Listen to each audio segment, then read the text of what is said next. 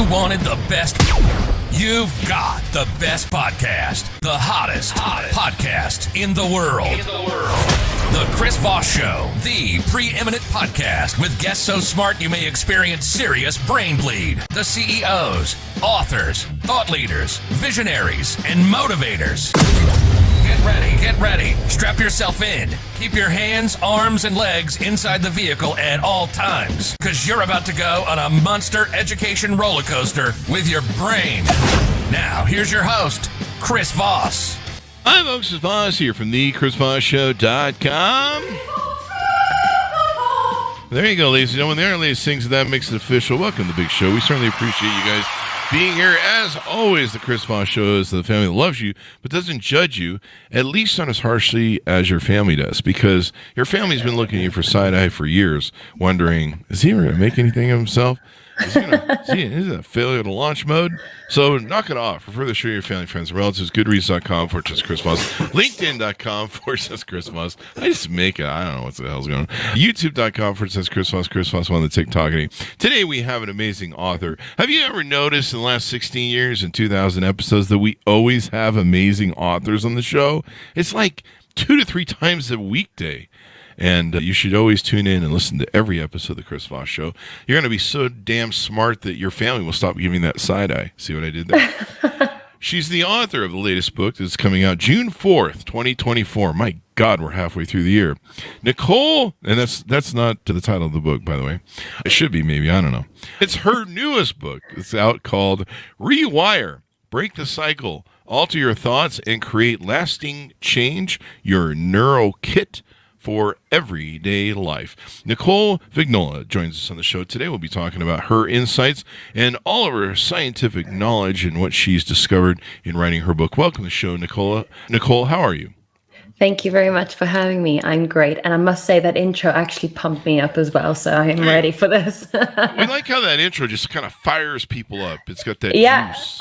I'm awake. I'm here. There I'm you present. Go. There you go. Not that I wasn't before, but there you go. So give us your .coms. Where do you want people to find you on the interwebs?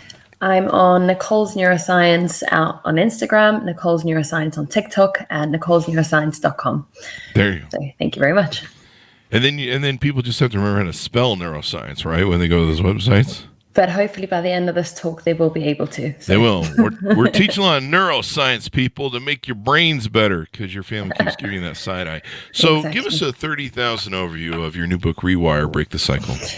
Yes. So it's my firstborn child, I must say. So it's, a lot of people have thoughts, habits, behaviors that are holding them back. What neuroscience tells us is that these thoughts and behaviors reside within the wiring of our brains. And that's why I've called the book Rewire, because we can rewire our brains to get rid of these habits, make new habits. And we actually have this ability up until old age. So for a long time, we didn't know that we could make, we call it plasticity or plastic changes to the brain after the age of 25. But we now know that we absolutely can, which is remarkable. Oh, wow. Yeah. Do you do that through 3D printing to add the new plasticization pieces in?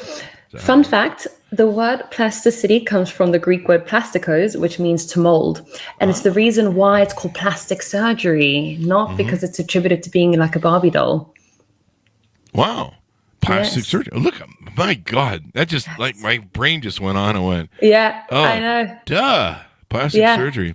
I know a few people I want to mold, but usually it's with a crowbar to the head. I want to mold their brain. I set that up wrong. I want to mold their brain. Anyway, don't resort to violence, people. Don't do that. Is this your first book? And tell us about your journey of life and what got you into these fields.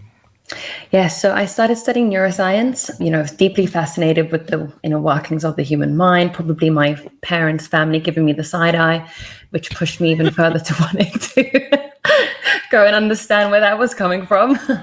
But no, I had mental health in my family. My father had bipolar disorder, and I just wanted to understand, we talk about mental health and psychology, and I think it's all wonderful, but I was deeply fascinated with the mechanisms, like why. I needed to know more. Why? But why? And it was kind of this rabbit hole of wanting to know on a molecular level what is going on in the brain for us to behave in a particular way, for us to enact particular habits, behaviors, and thought patterns.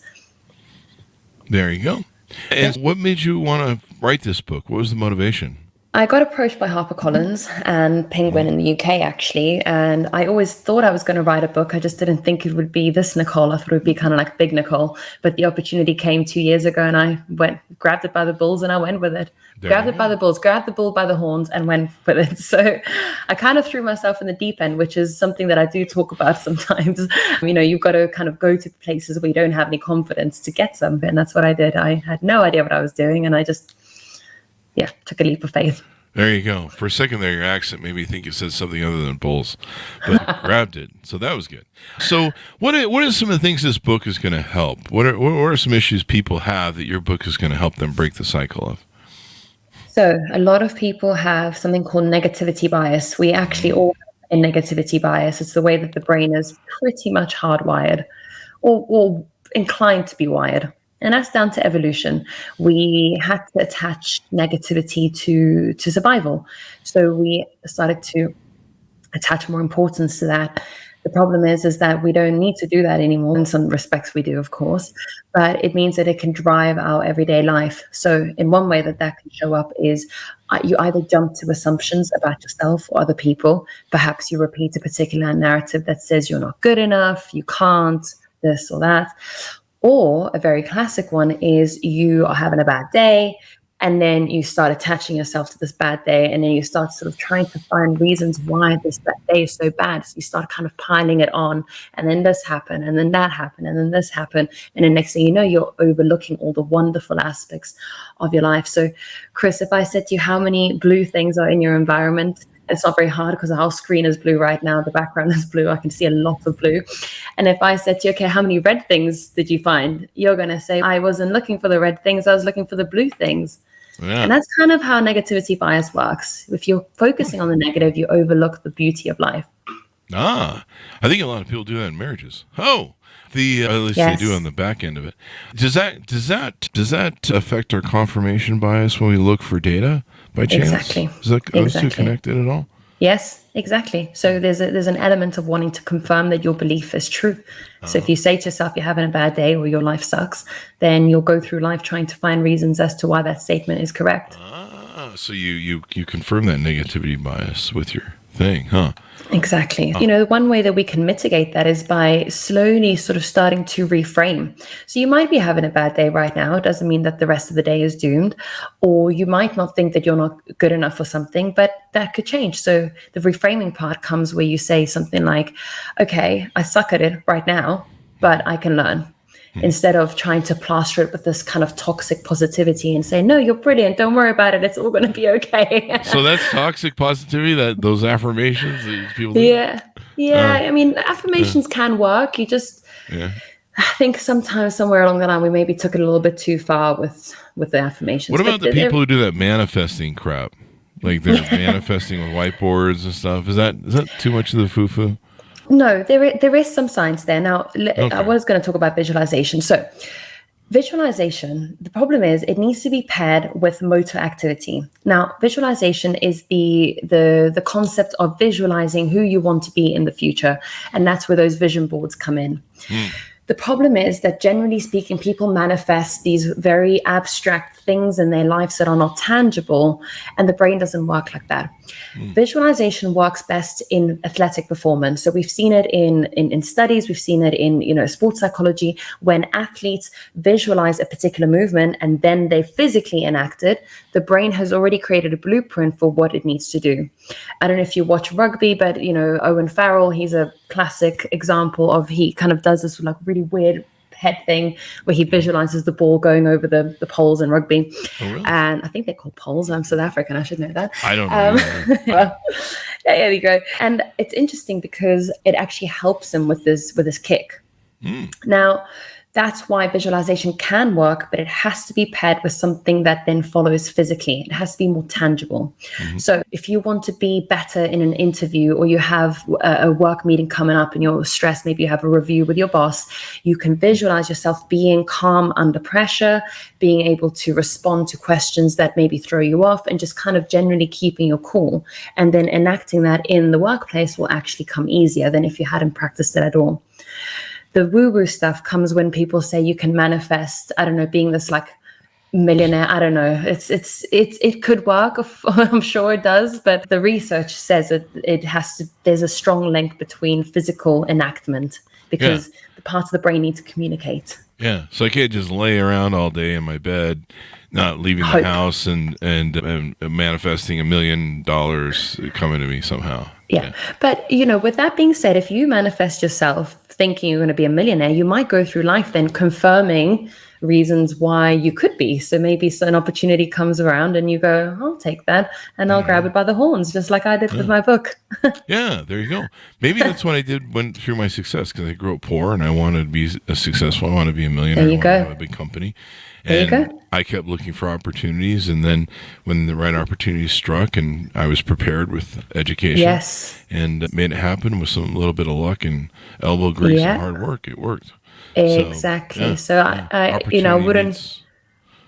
love that. I love that, because you saw a version of yourself that was capable of doing that. And if you hadn't believed that you could, then maybe you would have never gone to that journey. Huh, maybe I should get one of the manifesting vision boards and buy some fucking crystals or some shit. Yeah. Do a rain dance as well. Yeah, I have those friends who do those bowl things, where they make the sound bowls. Okay. I think it's yoga kind of thing. Yeah. And they do all that. I'm not sure if they're smoking peyote, but I'd have to be smoking peyote when I'm doing that. So you help people if they're stuck in a habit or believing they aren't good enough. What about fixating on a particular story about yourself that you wish you could change? What type of story is that? A story from your past, maybe trauma of your childhood, or a belief system you have about who you are and what you're about? Absolutely. So we have this programming that was given to us in our formative years, and it's pretty wild when you think about it. That programming isn't really ours. It's based on our environment, our parents, peers, what we saw growing up. You said you grew up in poverty, and then we're put out into the adult world and with this programming that isn't really yours. So the question is, what is that narrative that you're repeating? Is it something that was given to you by somebody else? Or is that narrative yours? If it isn't, then you can change it. Like you did. You said, you didn't want this for yourself, and you could have easily have stayed stuck in that narrative that, this is where you belong, and whatever perpetuating story you may have hypothetically told yourself. And I'm glad you didn't tell yourself that one. So these narratives can keep us stuck because we build this ideology of who we are and where we belong and what belief system we reside in as well.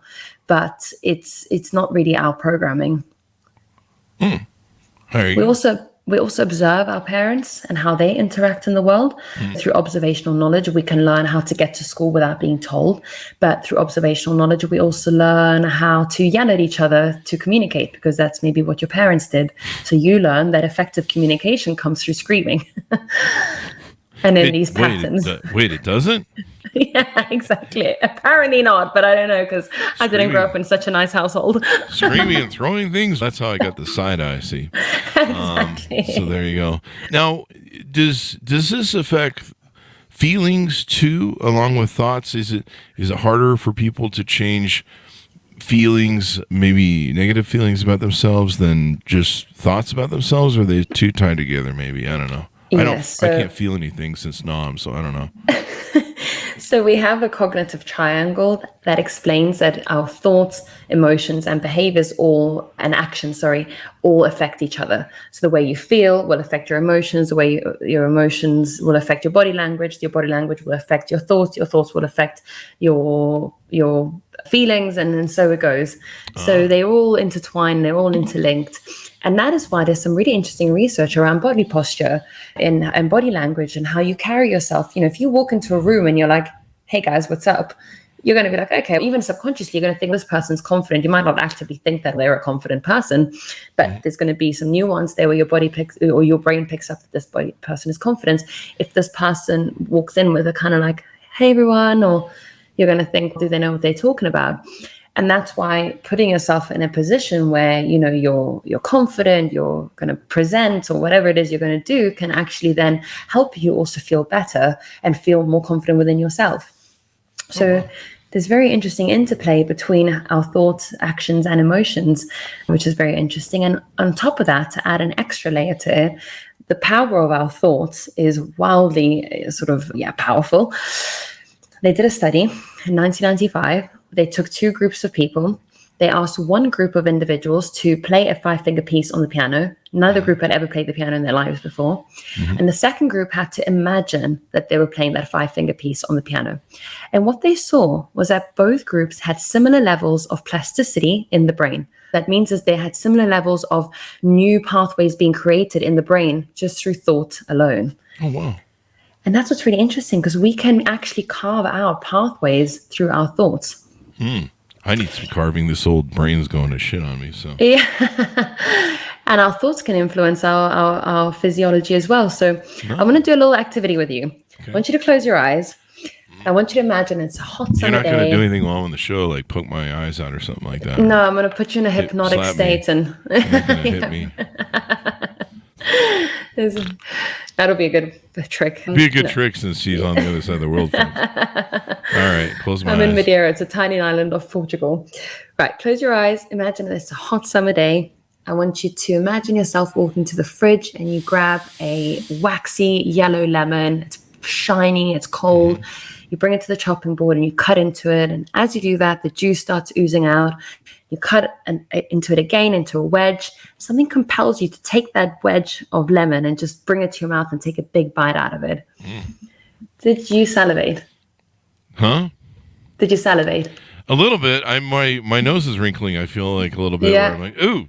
Yeah. You can open your eyes. You get a little bit of that lemony. Yeah, exactly. So some people get like kind of like this feeling in their mouth, like, oh, your nose wrinkled. Yeah.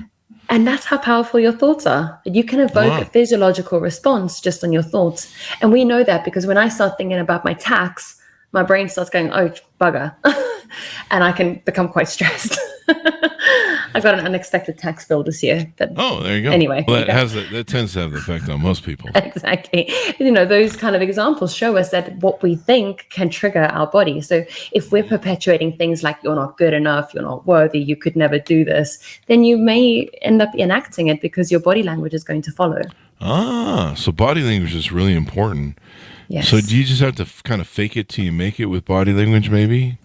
There's an aspect of, yes, you can, but also reframing your mindset. So your mindset, as I showed you through the lemon experiment, is wildly important as well. So one thing that we can do is do something called the physiological sigh. Now, the physiological sigh is a breathing mechanism that is a type of breathing that we can do to regulate our central nervous system. So let me backtrack a little bit. When you're stressed or triggered, or you've thought about the tax man and now you're in a kind of state of panic, it's very hard to reason with yourself in that state of mind. So if you're perpetuating like you're not good enough, you're about to go into this meeting and you suck, and your boss is going to like tell you all the awful things you've done, that's going to probably trigger an element of stress.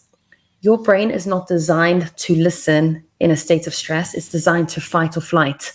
Yeah. If there's a lion in your vicinity, you're not going to start trying to understand why the lion is there. You're going to run away from it, or you're going to fight it. I hope you run. Most likely I'm going to run. I think that's the gig here. Yeah. I think that's the wise thing to do. I mean, I grew up in Africa, and I have a pretty good feeling that fighting it is not going to get you anywhere. Are you supposed to run, though, from a lion? Or just back away? I think you just need to say a prayer and hope for the best. That sounds like a good idea. Yeah, right. So your brain is not designed to listen. It's designed to run or fight. So if you're trying to reason with yourself in the state of mind, it can be very hard to do. So doing something like the physiological sigh can regulate your central nervous system back down. So let's do it twice together. It's an inhale through the nose and then another inhale through the nose. You pause at the top and a long exhale through the mouth. So the inhale through the nose is a little bit shorter. So let's do another one together. Let's go. Are you doing two? You're going? Yeah. Oh, that's harder. I don't think I have that kind of lung capacity.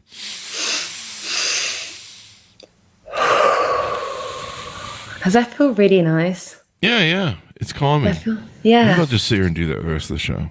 Yeah. We'll just close out the show for the next half an hour. We'll just be people are like, what's going on in this? It's just breathing. What the fuck? Some ASMR.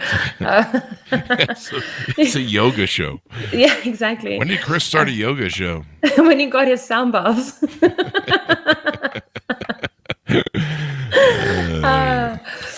Okay, so that means that it can help you just interject those thoughts, and then you can reframe. So then you can say, okay, yeah, you do suck. You did do that thing that you shouldn't have done. Your boss is probably going to reprimand you for it, but let's just gain control of the situation, or whatever it is that you're dealing with. But it can help you put yourself in a more logical mind state so that you can then approach it with a sort of solution to the problem. Ah, I love it. That sounds like a much better way of doing things. And we tend to breathe, like you say, when we're not in that fight or flight mode, and it can make all the difference in what we're doing there. This is very interesting, and using the things to rewire your brain. Oh, I remember the question I had for you. What about like when people have dementia and Alzheimer's and things? Is there a way to try and? I mean, I imagine it's a losing battle on the long enough timeline, but is there a way to try and rewire your brain or replasticize your brain to either protect against those things or fight them as they onset? Yes, so there is research to show that neuroplasticity is being used as an intervention or therapeutic intervention for dementia. Now, we can't regenerate neurons, not in the majority of the brain anyway. There are two areas where there's speculation that this could happen, but it's at the moment, the clinical significance is irrelevant really, because if we could regenerate neurons, we wouldn't have things like dementia and Alzheimer's in the first place. But we can mitigate the current effect or the current status of our brain. So we can also increase synapses. So let's reverse a little bit. You've got a neuron, and then on this neuron, you've got this axon that comes off, and that's where communication happens. And then you've got these dendrites, which communicate with other neurons as well. And those can increase in size, so they can branch off and make more, and then communicate with other neurons and strengthen pathways, but we can't actually generate the cell of the neuron. So once that dies off, it's gone. So that's why neuroplasticity could potentially work in dementia by mitigating the effects and potentially even reinstating some level of activity through neuroplasticity in the sense of creating these new synapses. We can do that through aerobic exercise. We can do that through learning new things, so skill acquisition. We can do that through staying cognitively engaged through life. So that appears to be one of the biggest predeterminants of how we age is if we have a job. And I don't mean a job as in like a physical 9 to 5, because that would probably be the death of us. But I mean a purpose, something that you can keep yourself engaged with mentally. Yeah. So like, if you love your kids, you raise your kids, you have got some hobbies there, you know, and all that good stuff. So there you go. So give us, as we go out, your final thoughts to pitch people on picking up the book, et cetera, et cetera. Yes, so the book will be available everywhere. It's on Amazon at the moment, but you can pre-order it from, what's the places that you guys use? The Barnes and Nobles and Walmart, or everywhere. It's available on there, pretty much. And it will be available in bookstores as well. But, I hate to say it, but Amazon's probably the best place to send everyone. And unfortunately, that's the way that the cookie has crumbled in this scenario. So Amazon, Rewire. They kind of own the scenario, basically. Give us your .coms. Where can people find you on the interwebs? Nicole's Neuroscience on Instagram, Nicole's Neuroscience on TikTok, or if you type in my name, Nicole Vignola, it will come up. And nicolesneuroscience.com is my website. There you go. Thank you very much, Nicole, for coming on the show. We really appreciate it. Thank you so much for having me. There you go. And you taught me to breathe, so that's important. Yeah, use that anywhere. I'm going to use it all the time, the breathing part. I actually really hope you do, because you can use it at any point when you get cut off in traffic. Instead of the middle finger, you can just breathe. Yeah, there's going to be less murdering around here. Exactly. The breathing. So there you go. Less side eyes as well, hopefully. Thank you. And thanks for tuning in. Go to goodreads.com/Chris Voss, LinkedIn.com/Chris Voss, Chris Voss one on the TikTokity, and all those crazy places on the internet. Thanks for tuning in. Be good to each other. Stay safe. We'll see you next time.